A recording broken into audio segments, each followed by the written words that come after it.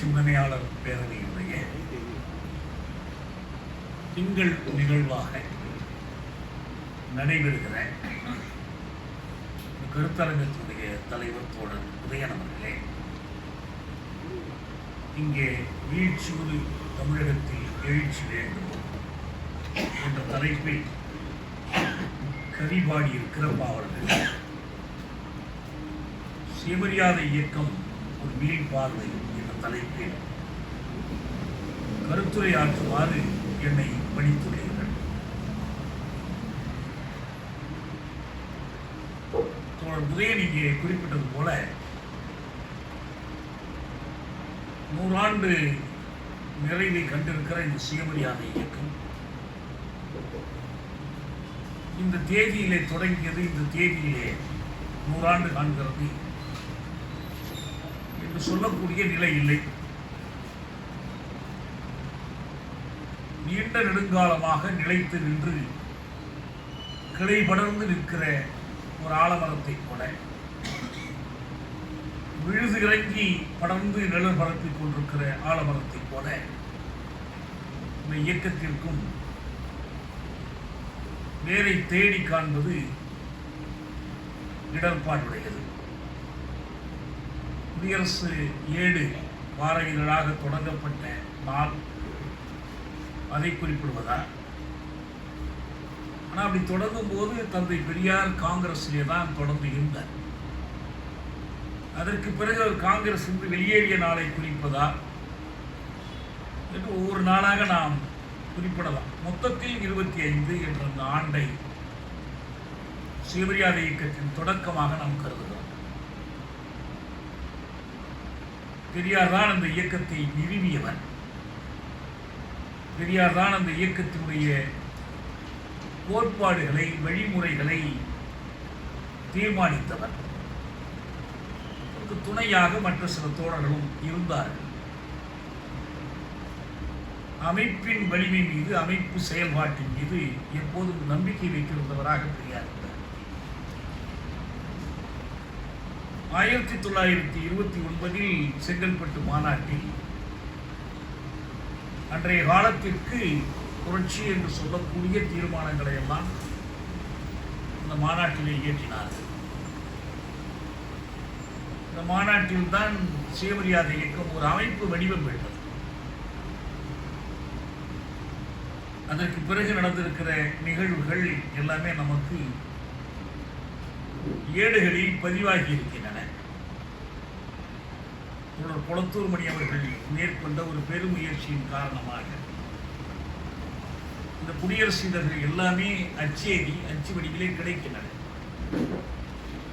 அதையும் கூட அவர்கள் இணையத்தில் படிக்கக்கூடிய அளவுக்கு ஒரு வடிவம் கொடுப்பதற்கான முயற்சியிலே ஈடுபட்டிருக்கிறார்கள். பல தடைகளை கடந்து அந்த முயற்சி வெற்றி பெற்றது. முதல் குடியரசு இதழிலே என்ன எழுதப்பட்டது அதை அப்படியே வெளியிட்டிருக்கிறார். இன்றைய காலத்திற்கு அப்படி எழுதியிருப்பாரா என்றெல்லாம் கேள்வி கேட்கவில்லை. எது உண்மையோ அதை அப்படியே எழுதியிருக்கிறார். பெரியாருடைய சிந்தனையில் ஏற்பட்ட படிமலர்ச்சியை நீங்கள் அந்த ஏடுகளை படிக்கும் போது தெரிந்து கொள்ளலாம். அது மட்டுமல்ல, குடியரசு தொடங்குவதற்கு முன்பு பெரியாருக்கு இருந்த சிந்தனைகள், கருத்துக்களை பற்றியும் திடீரென்று ஒரு சுயமரியாதை அவருக்கு உணர்வாக வந்து வாய்த்துவிடவில்லை என்பதையும் கூட நாம் அந்த இதழ்களை படிக்கும்போது தெரிந்து கொள்ளலாம். மிக குறிப்பாக சொன்னால் 24ஆம் ஆண்டில் அவர் வைக்கம் போராட்டத்திற்கு செல்கிறார். மிகவும் வியப்புக்குரிய ஒரு செய்தி, பெரியார் அந்த வைக்கம் போராட்டத்தில் கலந்து கொள்கிற அந்த செய்தி அண்ணல் அம்பேத்கர் அவர்களுக்கு கிடைக்கிறது. அவரும் அப்போதுதான் இங்கே புது வாழ்க்கையை தொடங்குகிறார். படித்து முடித்து விட்டு வந்து 20களில் தான் அவர் தொடங்குகிறார். பெரியார் இப்படி ஒரு முயற்சி செய்கிறார், வைக்கம் போராட்டத்தில் கலந்து கொண்டிருக்கிறார் என்ற செய்தி கிடைத்தவுடனே அவர் தன்னுடைய இதழில் ஒரு ஆசிரிய உரை எழுதுகிறார். குறிப்பாக அவர்கள் மகத்குல போராட்டத்திற்கு தயாராகி கொண்டிருக்கிற போது பெரியார் நடத்திய இந்த போராட்டம் தீண்டாமை ஒழிப்புக்கான ஒரு வலுவான ஒரு முன்னகர்வு என்று அம்பேத்கரை கவர்கிறது. அவர் அதனை வாழ்த்தி பாராட்டி எழுதுகிறார். அது வரைக்கும் அவர் பெரியாரை பார்த்ததும் இல்லை, பெரியாரை பற்றி அதிகம் தெரிந்து கொண்டதும் இல்லை. அப்போது பெரியார் என்ற பட்டமும் கிடையாது. ஈவே ராமசாமி நாயக்கராக தான் இருக்கிறார். அதுதான் குறிப்பிட்டு எழுதுகிறார்.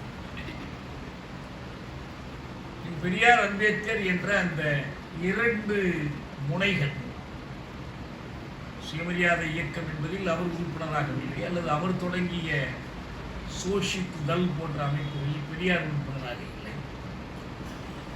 ஒரு வரலாற்று கண்ணோட்டத்தில் அவர்கள் இருவரும் ஒரு திசை வழியிலே பயணம் செய்தவர்கள். இன்றைக்கும் நமக்கு அந்த இருவரும் தேவைப்படுகிறார்கள். அடையாளமாக மட்டுமல்ல, சிந்தனை செறிவினாலும் தேவைப்படுகிறார். அந்த முறையில் பார்த்தால் குடியரசு இதழ் தொடங்குவதற்கு முன்பே கூட கருத்தியலாக சுயமரியாதை தொடங்கிவிட்டது. வரலாற்றில் இது போன்ற சிந்தனைகள் எங்கிருந்து வருகின்றன? மார்க்ஸ் எங்கெல்ஸினுடைய அபாரமான மூளையிலிருந்து மார்க்சியம் வந்துவிடவில்லை. அது ஒரு காலத்தின் தேவையாக அன்றைக்கு உருவான வளர்ந்தெழுந்த ஒரு சமூக வகுப்பினுடைய வர்க்கத்தினுடைய பாட்டாளி வகுப்பினுடைய ஒரு கருத்தியல் கருவியாக தேவைப்பட்டது. அதை இவர்கள் பார்த்தார்கள் என்று சொல்வது கூட சுயமரியாதை சிந்தனை என்பது பார்ப்பன எதிர்ப்பானாலும், வடமொழி எதிர்ப்பானாலும், தமிழ் பற்றானாலும், பகுத்தறிவானாலும், பெண் விடுதலை ஆனாலும், இவையெல்லாம் ஒரு நாள் விழித்தெழுந்த போது மூளையிலே உதித்திருந்த சிந்தனைகள் என்பதை காட்டி வரலாற்றின் தொடர்ச்சியாக வந்திருக்கிற சிந்தனை. சுயமரியாதை இயக்கம் தொடங்குவதற்கு முன்பு இந்த சிந்தனைகள் இருந்தன. சுயமரியாதை இயக்கம் என்கிற அமைப்பு கலைக்கப்பட்ட பிறகும் இந்த சிந்தனைகள் தொடர்கின்றன என்று புரிந்து கொண்டால்தான் அந்த இயக்கத்தை தலைவர்களின் வாழ்விலிருந்து அல்லது அமைப்புகளின் வாழ்விலிருந்து படிப்பதற்கு பதிலாக சமூகத்திலான கருத்தியல் நீரோட்டங்களாக புரிந்து கொள்ள முடியும். இயக்கத்தினுடைய வேர்கள் எப்படி வரலாற்றில் இடம்பெற்றிருக்கின்றன என்று நாம் பார்க்கிறோம். மார்க்சும் எங்கெல்ஸும் பொதுமை கட்சி அறிக்கையில் எடுத்த எடுப்பிலே சொன்னார்கள், வரலாறு அனைத்தும் வர்க்க போராட்டங்களின் வரலாறே என்று அவர்கள் சொன்னார்கள்.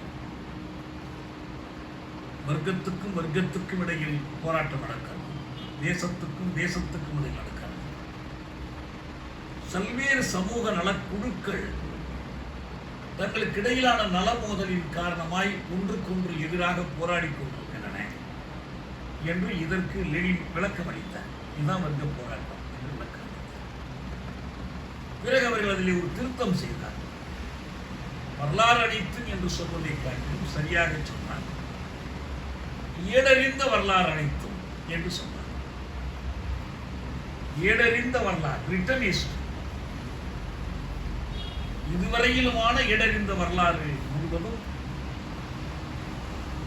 வர்க்க போராட்டங்களின் வரலாறே ஆகும் என்று சொன்னார்.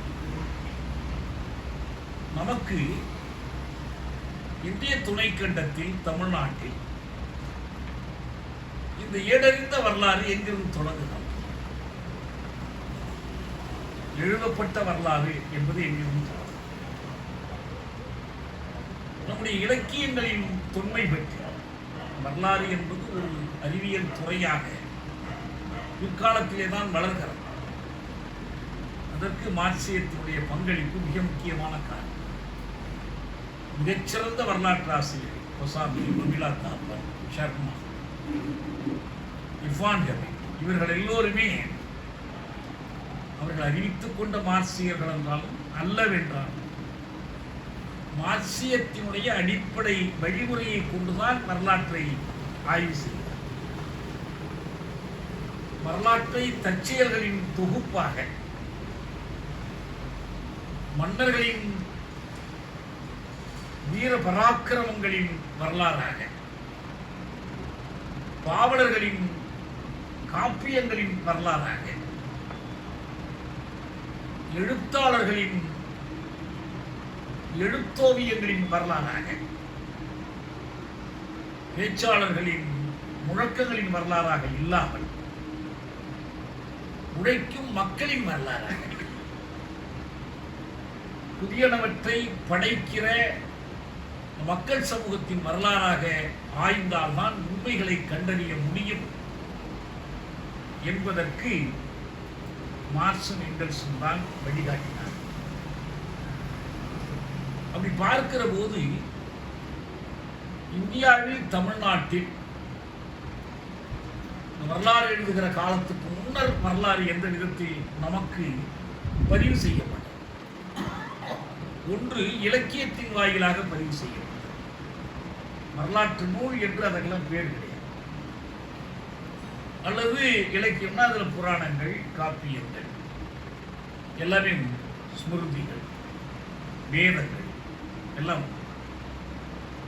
அல்லது கல்வெட்டுக்கள், செப்பேடுகள், அல்லது புவியில் மூழ்கி போய் நிரந்தர நினைவு சின்னங்களாகிவிட்ட அந்த தொன்மை எச்சங்கள், தொல் எச்சங்கள், இப்படித்தான் வரலாறு பதிவாகிவிட்டது. ஆனால் அண்மை காலத்தில் நமக்கு கிடைத்த மிகச்சிறந்த அனுபவம் கீழனுடைய தொல் எச்சங்கள் சங்க இலக்கியம் காட்டுகிற வரலாற்றை மெய்யென்று மெய்ப்பிப்பதற்கு உதவி. சங்கத்தில் ஏதோ கற்பனை பண்ணி சொல்லியிருக்கிறார்கள், அதில் மிகை இருக்கலாம். கவிதைக்கு பொய் அழகு இல்லையா? அதனால் அது மிகை இருக்கலாம், ஒப்பனைகள் இருக்கலாம், அலங்காரம் இருக்கலாம். அதையும் தாண்டி அதுக்குள்ளே ஒரு உண்மை பொதிந்து இருக்கிறது.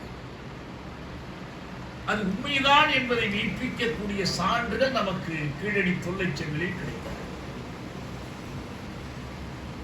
கால்டுவெல் வெறும் மொழி ஆய்வாளராக மட்டுமல்ல,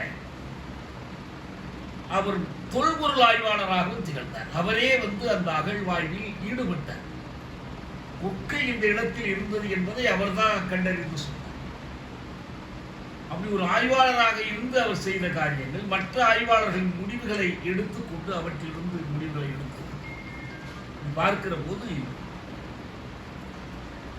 இந்த இலக்கியங்கள் தான் நமக்கு இந்த தொல்பொருள் ஆய்வு, அகழ்வாய்வு பெரிய அளவில் வருவதற்கு முன்பு நமக்கு உதவி. ஒரு 100 ஆண்டு தான் இந்த ஆய்வு.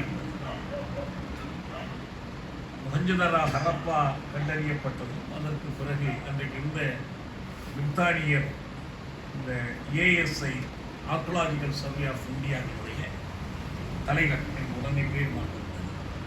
நான் தான் இந்த 100 ஆண்டு கண்டுபிடிப்பை அருமையில் தமிழ்நாட்டில் மட்டும்தான் கொண்டாடி. இதை எங்கே கொண்டாடி நம்ம ஜான் மார்ஷலை தான் கண்டுபிடித்தார். அதுக்கு பிறகு ஒவ்வொன்றா நமக்கு ஒரு வந்தது. ஏன்னா அது உண்மை தெரிந்து விடக்கூடாதுன்னு மறைக்கவர்கள், புதைப்பொருளை புதைத்து வைக்க விரும்பியவர்கள், புதைப்பொருளை தோண்டி எடுக்க விரும்பியவர்கள் ஒரு போராட்டம். இதுவும் அந்த போராட்டத்தினுடைய ஒரு பகுதி தான். அதுக்கு முன்னதாக எடுத்துக்கொண்டால் நம்ம இலக்கியங்கள் தான். நமக்கு தமிழ்நாட்டில் சங்க இலக்கியங்கள், சங்க இலக்கியங்களுக்கு முன்னதாக எடுத்துக்கொண்டால் நாம் இருப்பதிலேயே தொன்மையான ஒரு இலக்கியம் என்பது நமக்கு தொல்காப்பியம். பெயரிலேயே தொல்காப்பியம். எல்லா துறைகளையும் உள்ளடக்கியது ஒரு இலக்கியம். நான் சொல்வது அது ஒரு கலை களஞ்சியம், ஒரு என்சைக்ளோபீடியா. அது இசையிலிருந்து, மெய்யியலிலிருந்து, புவியியலிலிருந்து எல்லாமே அதற்குள்ளே அடக்கம். எல்லா துறைகளையும்.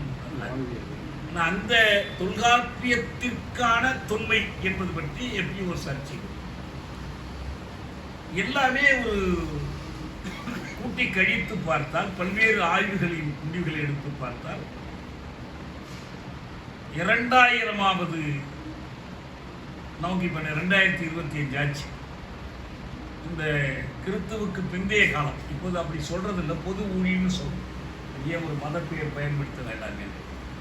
இந்த பொது ஊழி காலத்திற்கு முன்பு ஒரு 200 ஆண்டுகள், 300 ஆண்டுகள், 500 ஆண்டுகள், இதான் அந்த தொல்காப்பியத்தின் தொன்மை பற்றிய சர்ச்சை.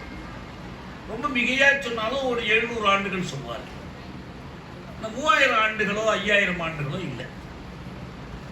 ஏன்னா தொல்காப்பியத்துக்குள்ளேயே அதுக்கு முன்னால் இருந்த இலக்கியங்களை பற்றி குறிப்பிடும். என்மனார் புலவர்னு தொல்காப்பியர் சொல்றதுனாலேயே, ஏன்னா இலக்கியம் இல்லாமல் இலக்கணம் வராது. ஏற்கனவே இலக்கியங்கள் இருந்த ஒரு நூல். அந்த இலக்கியங்கள் பல வகையிலும் அழிந்து போயின. ஒரு சிலதான் நமக்கு கிடைத்திருக்க. அப்படி கிடைத்த அடிப்படையில் பார்த்தாலும் ஒரு 3000 ஆண்டுகள் நமக்கு அளவுக்கு தான் இலக்கியம். அதுக்கு மேல நமக்கு இல்லை. இந்த 50,000 ஆண்டு, 60,000 ஆண்டு, லட்சம் ஆண்டு, இதெல்லாம் வெற்று உலகில் கட்டுக்கிறது. ஒரு போட்டி போட்டுக்கிட்டு 2 கையும் தூக்கி 50,000 இன்னொருத்தர் 60,000 சொல்லியெல்லாம் மெய்ப்பிக்க முடியாது. இன்றைக்கு உலகில் வாழும் மொழிகளுக்குள் மிகவும் தொன்மையான மொழிகள் 2 தான். ஒன்று தமிழ், இன்னொன்று சீனம். நம்மை காட்டிலும் கொஞ்சம் கூடுதலாக தொன்மை இருந்திருக்கலாம்னு கருதப்படக்கூடிய மொழிகள் இன்னைக்கு இல்லை. சுமேரிய மொழி, கிரேக்க மொழி, இதெல்லாம் இன்னைக்கு இல்லை. ஆனா இவ்வளவுதான் இருக்கு. அதனால நமக்கு ஒரு 5000 ஆண்டுகள் என்பதை தாண்டி கணிப்பதற்கான எந்த சான்றும் இதுவரை நம்மளுடைய இலக்கிய சான்றோ அகழ்வாய்வு சான்றோ, கீழடியினுடைய அகழ்வாய்வு சாய்ந்து எதுவரைக்கும் போகுது? 300 ஆண்டு, 400 ஆண்டு. இன்னும் கொஞ்சம் முழுமையா அதை எல்லாத்தையும் அகழ்வு செய்து முடித்து நீங்கள் ஆய்வு கணக்குனா ஏதோ ஒரு 3500, 3600, 700 கூட வரணும். சில அது மாதிரி சான்றுகள் கொடுக்குறாங்க, எலும்புகளை ஆய்வு செய்ய. இன்னைக்கு அறிவியலாக மெய்ப்பிக்கிற வாய்ப்புகள் வந்துருச்சு. குத்து மதிப்பா சொல்றது இல்லை, இதுல எப்படி இருக்கு, இதுல எப்படி இருக்குன்னு சொல்றது இல்லை. கார்பன் டேட்டிங் மூலமாக இவற்றை துல்லியமாக கணிக்க முடியும். ஒரு காது எலும்பு ஒன்று கிடைத்து அது மண்ணில் புதைந்து அது கல்லாக மாறி அந்த எலும்பை ஆய்வு செய்து எவ்வளவு ஆண்டு பழமையானது என்பது மட்டுமல்ல, அது ஆணின் உடலில் இருந்து வந்ததா பெண் உடலில் இருந்து வந்ததா என்பதை கூட கண்டறிவதற்கான அறிவியல் முறைகள் இன்னைக்கு வந்துருச்சு. இதில் அவங்கவுங்க இஷ்டத்துக்கெல்லாம் இருக்கும், நம்ம செய்ய முடியாது. அப்படி பார்க்கும்போது நம்முடைய இந்த வரலாறு என்பது இலக்கியத்திலிருந்து நாம் அறியக்கூடிய ஏடறிந்த வரலாறு என்பது இந்த பொது ஊழிக்கு முன் ஒரு 500-600 ஆண்டுகள் அவ்வளவு. அதுக்கு முன்னால இல்லை. நமக்கு தமிழக வரலாறும் சரி, இந்திய வரலாறும் சரி, இந்த வரலாற்றில் எது போராட்டம்? அவர் சொன்ன அந்த வர்க்க போராட்டம், வகுப்புகளிடையிலான போராட்டம், நலமோதல்களில் வெளிப்படுகிற போராட்டம் என்பது என்ன?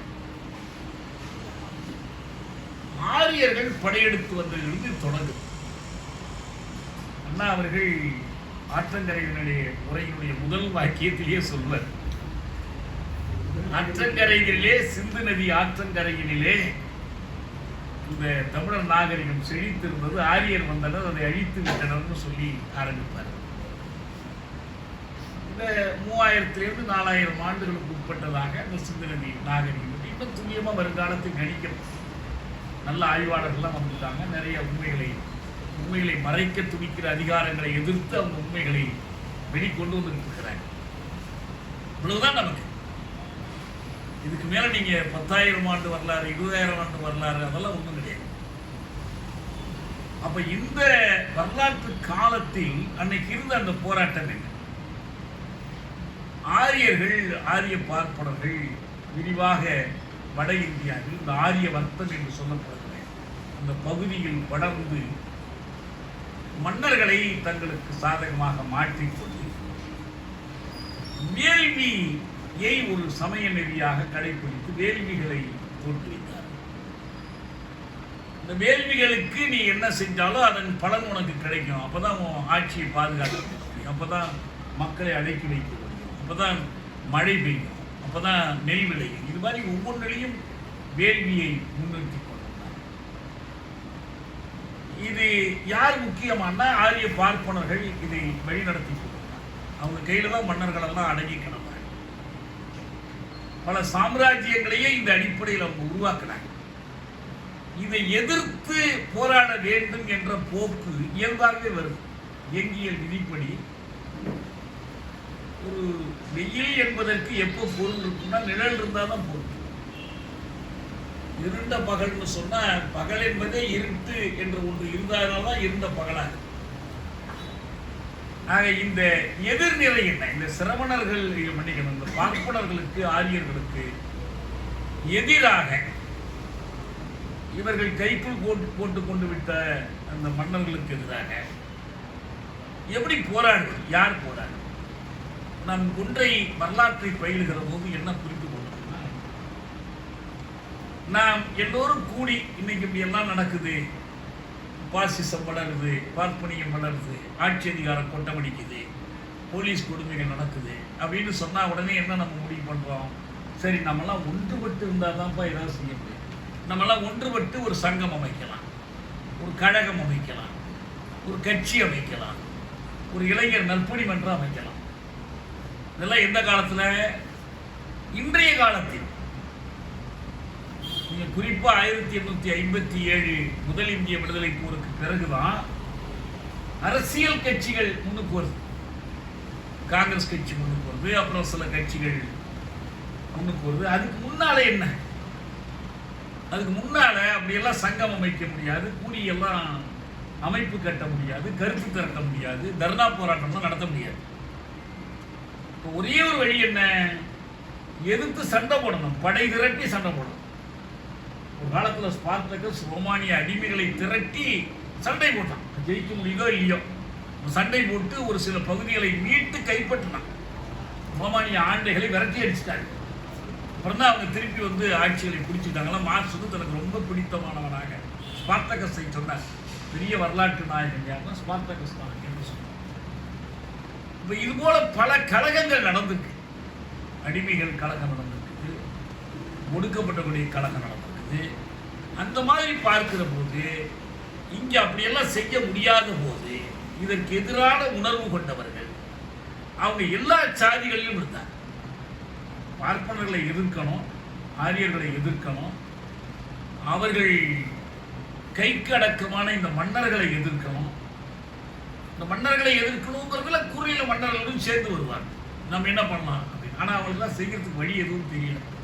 இப்போ அவங்க என்ன பண்ணாங்கன்னா, இந்த துன்பங்களுக்கு என்ன காரணம், இன்னார்தான் காரணம் என்று தெரிந்தாலும் அவர்களை அகற்றுவதற்கு என்ன வழி, இதற்கான வழியை எப்படி கண்டுபிடிப்பது, இதுக்கு அடங்கி போயிடலாமா? அடங்கி போறதுக்கு மனித உள்ளம் இடம் கொடுக்கணும். எதிர்த்து போராட துடித்தது. அவங்க தான் என்ன முடிவு பண்ணாங்கன்னா, யார் இந்த அமைப்பை ஒத்துக்கொள்ளலையோ, இந்த அதிகாரத்தை ஏற்றுக்கொள்ளலையோ, யார் இந்த ஆரிய பார்ப்பன கூட்டத்தை எதிர்த்து நிற்க விரும்புகிறோமோ, நாம் எல்லோரும் காடுகளுக்கு போய் துறவு செஞ்சா ஏதாவது ஒரு வழி கிடைக்கும் நினைச்சாங்க. துறவுனா கடுத்துறவு. அவங்க வந்து எந்த உயிருக்கும் தீங்கு நினைக்க கூடாது, அவங்க வந்து முடிமழிக்க கூடாது, உயிர் வாழ்வதற்கு தேவைக்கு மேல் எதையும் உண்ணக்கூடாது, தண்ணீர் குடிக்கக்கூடாது. இப்படி கடுமையான தவம் இயற்றுகிற ஒரு கூட்டம் உருவானுச்சு. அவங்களுக்கு பேரு சிரமணர்கள். இது வந்து பொது ஊழிக்கு முன் ஒரு 500-600 ஆண்டுகளுக்கு முன்னால் நடந்தது. அவ்வளவுதான். அந்த சிரமணர்களில் அவங்களுடைய இப்ப உள்ள பேர் தான், தமிழ்படுத்தப்பட்ட பேர் தான் சமணர்கள். ஆனா அப்ப சமணர்கள் மட்டுமல்ல, உள்ளே இருந்து வந்த ஒரு பிரிவு சமணர்கள். இந்த சிரமணர்களில் ஒருவராகத்தான் புத்தர். இவர்தான் வரலாற்றில் நமக்கு முன்னுரை.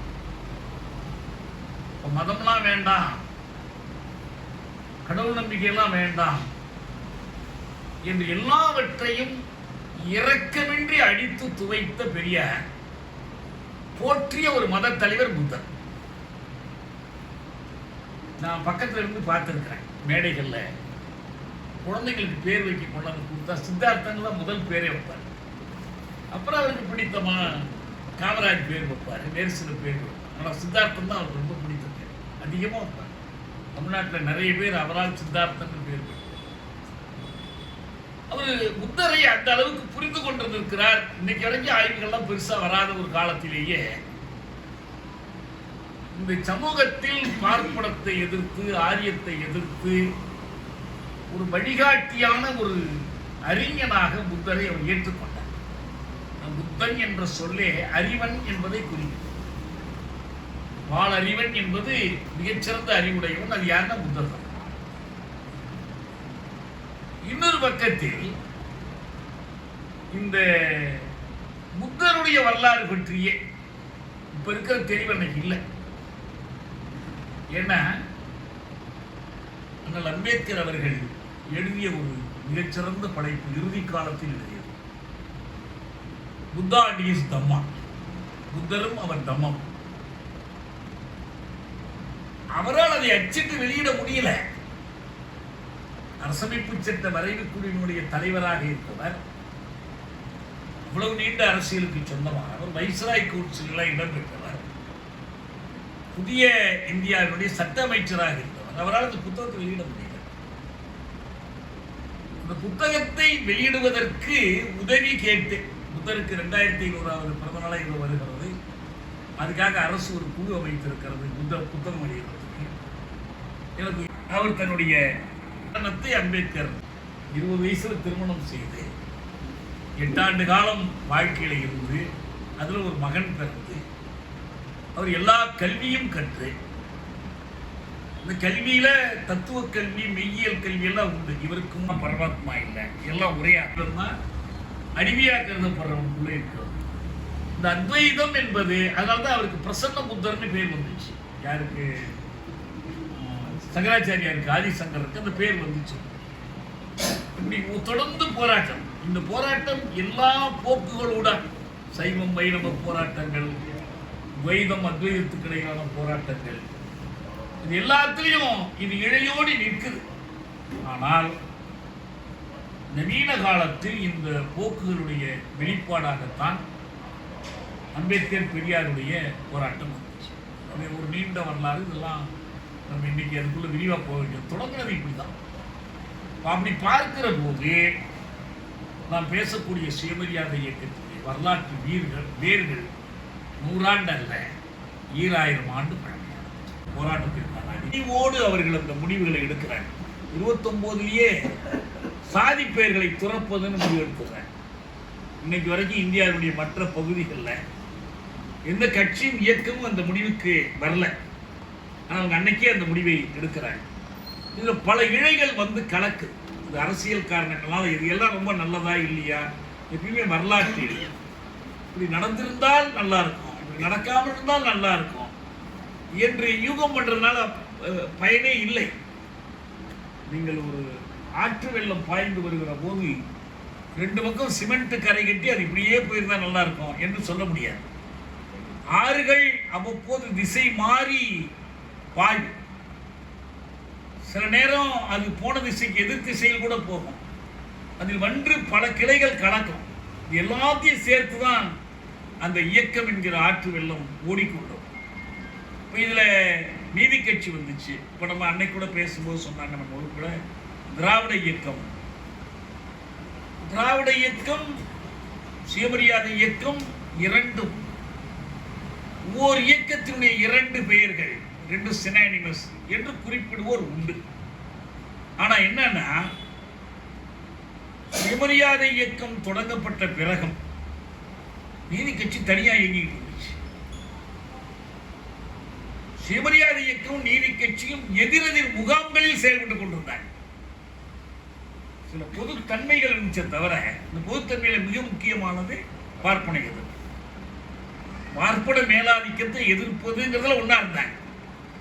ஆனா சமூகத்தில் இருக்கிற இந்து மேல் சாதியினருடைய நிலைப்பாட்டிலிருந்து பார்ப்பன எதிர்ப்பு என்பதும், தமிழ் மக்கள் இருக்கிற சூத்திரர்கள் பஞ்சமர்களுடைய நிலைப்பாட்டிலிருந்து பார்ப்பனரை எதிர்ப்பது என்பதும் 2 பேர் நிலைப்பாடு. இப்படிதான் அங்கே இருந்துச்சு உங்களுக்கு. இன்னும் சொல்ல போனால் அவங்க இந்த 19, 20, 21 காலத்திய தேர்தல்கள் இது எல்லாத்திலையும் நீதி கட்சியினுடைய பங்கு ஒரு பக்கம் இருந்துச்சு, இவங்க பங்கு வேறையா இருந்துச்சு. பெரியார் இந்த தேர்தலை புறக்கணித்துக் கொண்டிருந்தார். இவங்க நீதி கட்சி கிடைக்கிற வாய்ப்புகளை பயன்படுத்தி இந்த இரட்டை ஆட்சி முறையில் சில அமைச்சர் பதவிகளை பெற்றார்கள். அதை வச்சு சில நல்ல காரியங்களை செஞ்சாங்க, ஒண்ணுமே செய்யலன்னு இல்லை.